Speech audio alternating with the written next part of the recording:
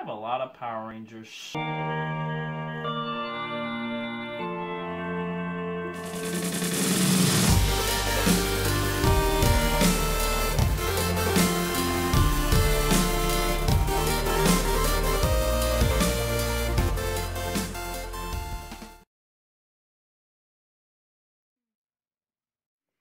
Alright, so let's talk about this new Power Rangers movie. I'm really impressed with it. I had a lot of fears going into it as a fan of the original, and yeah, that's a lot of stuff. As a fan of the originals and growing up with it, Power Rangers was my first real taste of what a superhero was. So, of course, there's going to be a little bit of hesitation coming into a reboot of a beloved franchise. A lot of people were setting it up for failure when they saw the first trailer. And I'll admit, when I saw those costumes, I immediately threw it away. I wasn't impressed. I didn't like the direction, but I had an open mind. I went into it, high hopes, ready to see what they came up with, and I left extremely satisfied, both as a fan of Power Rangers and just as a moviegoer. It was a good movie. Take the Power Ranger stuff out of it. It was a good movie. Which, how many superhero movies can say that?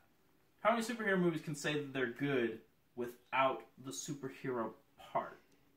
But the Power Rangers stands by itself. And it was an awesome movie. It was a great experience. It was family friendly, which is great. But it still had some adult type jokes that you probably wouldn't get if you were a child. But when you watch it when you grow up, you'll totally get it. Which I thought was amazing. Now let's talk about the humor in this movie.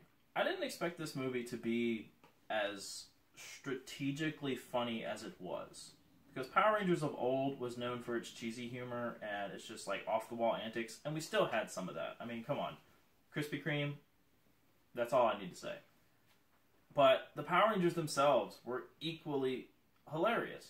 The Blue Rangers stole the show. Billy was amazing. They cast a wonderful young man to play him, and he did it fantastically. Zach, his crazy antics and his insaneness, but yet he still had that love for his mom, and awesome. Trini was amazing, and her scene with Rita was just phenomenal. And we'll get to Rita in a second. Kimberly and Jason, they had really good chemistry together, even though the nostalgia factor in me was like, no, Kimberly's supposed to be with Tommy.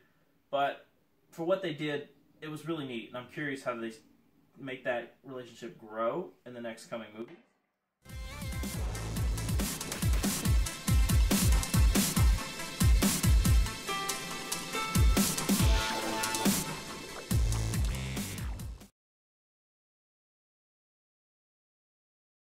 Elizabeth Banks as Rita was a phenomenal casting choice. Actually, all of the casting choices were more phenomenal.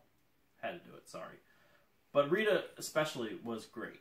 I mean, she needed to be scary. They made her scary. She felt like she was out of a freaking horror movie. And that was interesting. It was a different take on Rita, because before she was really cheesy, and they even threw in some nostalgic lines, which I thought were really nice. And it was just wonderful. Zordon, on the other hand, I love Bryan Cranston. Great actor. It was nice to see him come back to the Power Ranger franchise, because that's kind of where he began. But I wasn't sure how I felt with him as Zordon. It just didn't click to me at first. It grew on me over time, and there are a few scenes I wish they could have elaborated on and given him a little more screen time to develop his character.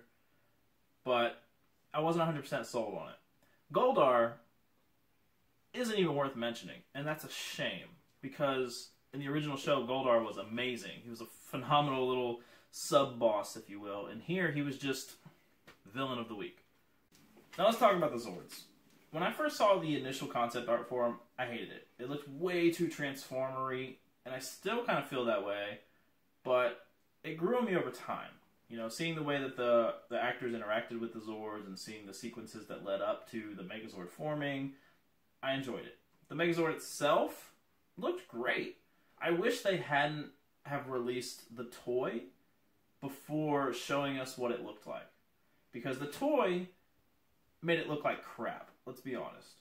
But when we see it in the movie, when we see the live shot of it coming together, not to spoil anything, but it's obvious that there's a Megazord, it was just awesome. It looked beautiful, it looked well designed, it looked great.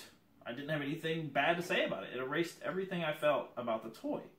In closing, we have to remember, this is going to be at least 6 movies that have already been announced. This was just the first one. It served its purpose as an origin story and getting us set up for the arc moving forward.